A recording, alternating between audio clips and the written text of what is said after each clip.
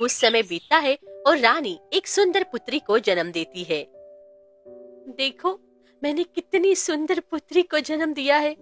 अब मैं वचन पूरा करूंगी जो तुमने कहा था कि पुत्री होने के बाद तुम मुझे खा लोगे, लेकिन उससे पहले मेरी बेटी को उसके अधिकार दिलवाने दो, फिर मैं तुम्हारा भोजन बनने के लिए तैयार हो जाऊंगी। ठीक है, मैं तुम्हारी बेटी का हक दिलवा दूंगा। मैंने इतने समय तक प्रतीक्षा की है तो कुछ पल और कर लूंगा, और तुम्हारे बच्चे को उसका अधिकार दिलाकर मैं फिर तुम्हें अपना भोजन बनाऊंगा। तुम्हारा बहुत बहुत धन्यवाद। तुमने अपना वचन पूरा किया। पूरे 9 महीने मेरे और मेरे बच्चे की देखभाल की। अब तुम मेरी बेटी का उसका हक भी दिलाने जा रहे हो। सच में तुम हमारे लिए भेजे हुए कोई फरिश्ते से कम नहीं हो। अब चलो, बातें करने का वक्त नहीं है। हमें 1 मिनट भी नहीं रुकना है। चलो। हाँ ठीक है, मैं तैयार हूँ। चलो चलते हैं। मगरमच्छ और रानी महल की ओर बढ़ते हैं। मगरमच्छ को देखते ही सैनिक डर के मारे पीछे हटते हैं। अरे ये क्या? ये तो महारानी गोमती हैं और इस मगरमच्छ के साथ यहाँ आ रही हैं। ये क्या हो रहा है? मुझे द्वार खोल देना चाहिए। फिर मंत्री द्वार से हट जाता है और गोमती मगरमच्छ को लेकर अंदर घुस जाती है।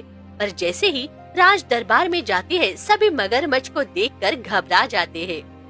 अरे ये क्या है? हमारे दरबार में एक मगरमच्छ! अरे चलो भागो, संभल कर भागो। ऐसा लगता है कि ये हम सबको कच्चा चबा जाएगा। अरे कोई भी यहाँ खड़ा न रहे। सैनिकों, अरे भागो! अरे ध्यान दीजिए, ये कोई तमाशा है क्या? महारानी खुद भी उस मगरमच्छ के साथ घूम रही हैं। ये कैसे संभव है? क्या ये कोई जादू है या चालाकी? क्या? लेकिन महाराज ने तो हमें बताया था कि महारानी गोमती राज्य छोड़कर चली गई हैं। फिर यह दृश्य कैसे? आश्चर्यचकित। और ये बच्ची और ये मगरमच्छ, ये दोनों यहाँ आए तो आए कैसे? हमें तो कुछ समझ ही नहीं आ रहा है। अगर ये छल या कोई रंगदारी है तो दोषियों को सजा मिलनी चाहिए। लेकिन फिलहाल धैर्य रखिए, बिना सत्य जाने कोई निर्णय नहीं लेंगे। आप सब शांत हो जाइए, चिंता ना करिए। मैं अब आपको सच विस्तार से बताऊंगी। बैठिए और मेरी बात ध्यान पूर्वक सुनिए, तभी सत्य सामने आएगा और सही न्याय होगा। तुम कौन हो और यहाँ राजमहल में क्या कर रहे हो? चले जाओ। सैनिकों, इस मगरमच्छ और रानी को महल से बाहर निकाल फेंको। ले जाओ इन्हें। नहीं महाराज, आप ऐसा नहीं कर सकते। ये मगरमच्छ ना होता तो शायद मैं और मेरा बच्चा जीवित भी नहीं बचते। आप इसे ऐसे महल से बाहर नहीं निकाल सकते हैं। तभी मगरमच्छ के मुंह से एक तेज रोशनी फैलती है और अचानक गद्दी पर बैठा राजा एक भिखारी के रूप में बदल जाता है और मगरमच्छ राजा के रूप में बदल जाता है। ये क्या हुआ महाराज? आप एक मगरमच्छ थे और मगरमच्छ अब राजा बन गया, और जो गद्दी पर है वो एक भिखारी बन गया। ये सब क्या हो रहा है? मुझे कुछ समझ में नहीं आ रहा है। रानी, हम इस राज्य के असली राजा हैं और ये है ढोंगी राजा। इसने धोखे से मुझे मगरमच्छ बना दिया और ये बन बैठा इस राज्य का ढोंगी राजा। क्या? महाराज, ये कैसे हो सकता है? एक साधारण भिखारी किस तरह से हमारे राजा की जगह ले सकता है? मतलब हमें तो कुछ समझ ही नहीं आ रहा है। ये कैसा चक्रव्यूह है महाराज? ये बात करीबन 8 महीने पहले की है, जब मैं जंगल से घर वापस आ रहा था। महाराज मेरी मदद कर दीजिए। कई दिनों से भूखा हूँ और खाने को भी कुछ नहीं है। अच्छा, ये बताओ, तुम इतने घने जंगल में क्या कर रहे हो? चलो मेरे राज्य चलो, वहां तुम्हें हर एक सुख सुविधा मिलेगी और तुम्हें यूं भीख मांगने की जरूरत नहीं पड़ेगी। चलो। महाराज, यहाँ थोड़ी दूर में ही मेरे बीवी बच्चे भूख से तड़प रहे हैं। आप उन्हें भी तो ले चलिए, मेरे बिना कैसे रहेंगे? ठीक है, मैं तुम्हारे परिवार को भी ले जाऊंगा। चलो चलते हैं। वे झोपड़ी में पहुंचते हैं जहां एक तांत्रिक मौजूद था। बगड़ बम। अच्छा हुआ कि तुम इस राजा को यहाँ ले आए। मैं कई वर्षों से इसका इंतजार कर रहा था। तुम कौन हो और तुम मुझे यहाँ लेकर क्यों आए हो? तेरे पिता ने मुझ पर जो लांछन लगाया है उसका बदला मैं तुझसे लूंगा। मैं तुम्हें राजा होते हुए भी ऐसी जिंदगी दूंगा जो मौत से भी बदतर हो। ये क्या कह रहे हो तुम? देखो, मुझे छोड़ दो, जाने दो, नहीं तो तुम्हें इसकी सजा मिलेगी। तुम मेरा कुछ नहीं बिगाड़ पाओगे। ये भिखारी, ये अब तुम्हारी जिंदगी जिएगा और तुम मगरमच्छ की जिंदगी जियोगे। जब तक कोई सच्चे हृदय से तुम्हें समझकर तुम्हारे साथ वक्त ना बिताए, तब तक तुम इसी प्रकार मगरमच्छ की जिंदगी जियोगे। ओह! तेज रोशनी फैलती है, राजा मगरमच्छ में बदल जाता है और भिखारी राजा बन जाता है।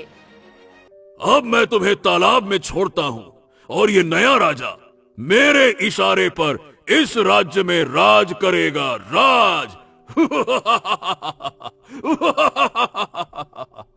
हाँ, इसीलिए मैं सोचता था कि आपका कभी किसी लड़की पर मन नहीं गया, पर अचानक से किसी लड़की से विवाह कर लिए, वो भी बिना बताए। हाँ, और महाराज, ये भिखारी राजा कैसे बन गया? इसने मेरी रानी को इतनी तकलीफ दी और मेरे होने वाले बच्चे को तालाब में फेंक कर मारने की कोशिश की। उसकी यही कीमत होगी। मुझे माफ कर दीजिए महाराज, मुझे माफ कर दीजिए। मैं ऐसा नहीं करना चाहता था। मैं तो बस उस तांत्रिक की बातों में आ गया। माफ कर दीजिए महाराज, माफ कर दीजिए। सैनिकों, इस भिखारी को बंदी बना लो। सैनिक भिखारी को पकड़ ले जाते हैं। तभी ये सारी बातें रोशनी सुन लेती है और सामने आकर कहती है, नहीं, ऐसा नहीं हो सकता। मेरे इतने सालों की मेहनत यूं बर्बाद नहीं हो सकती। ये राजा जो ये भिखारी कैसे बन गया? मैंने कितनी योजनाएं रची, मेरा षड्यंत्र बर्बाद नहीं होना चाहिए। नहीं, ये क्या हो रहा है मेरे साथ? रोशनी, हम तुम्हें भी जानते हैं।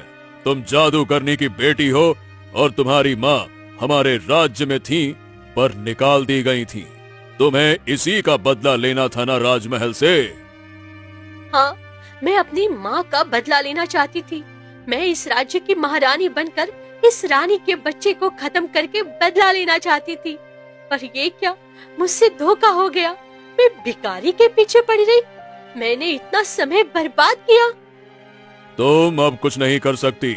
सैनिकों, इसे भी ले जाओ और आजीवन काल कोठरी में कैद कर दो। कभी उनके पास सूरज की किरण तक भी ना पहुंचने पाए, ऐसी कोठरी में डालना। ले जाओ। सैनिक आते हैं और रोशनी को पकड़कर ले जाते हैं।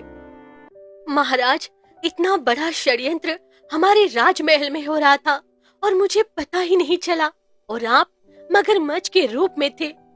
ये सब अभी भी क्या सपना है? नहीं नहीं नहीं रानी, ये हकीकत है। तुमने बहुत कष्ट झेले हैं। मैं मगरमच्छ के रूप में भी तुमसे प्रेम कर बैठा और अपनी बेटी की मैंने अच्छी तरह से देखभाल की। मैं तुमसे वादा करता हूं कि हम कभी भी तुम्हें और हमारी बेटी को कोई तकलीफ नहीं होने देंगे। हम उसकी रक्षा करेंगे। हाँ हाँ हाँ, क्यों नहीं महाराज। आखिर हमारे राज्य का उत्तराधिकारी राजकुमारी हैं, तो हम उसकी अच्छी परवरिश करेंगे। वैसे हमें माफ कर दीजिएगा महाराज, हम नकली राजा और रोशनी की सच्चाई पहचान नहीं पाए थे। माफ कीजिएगा। आहा, कोई बात नहीं मंत्री जी, ये बहुत बड़ा जाल था। जब हम खुद नहीं समझ पाए तो आप कैसे समझ पाते? चलिए, अब सब सही है।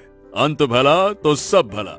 खुश हो जाइए, हमारा राज्य अब खुशहाल राज्य है। उत्तराधिकारी आ गया है, हम आ गए हैं वापस। अरे बहुत सारी खुशियां हैं, महारानी भी आ गई हैं। धन्यवाद महाराज, मुझे इतनी बड़ी खुशी देने के लिए।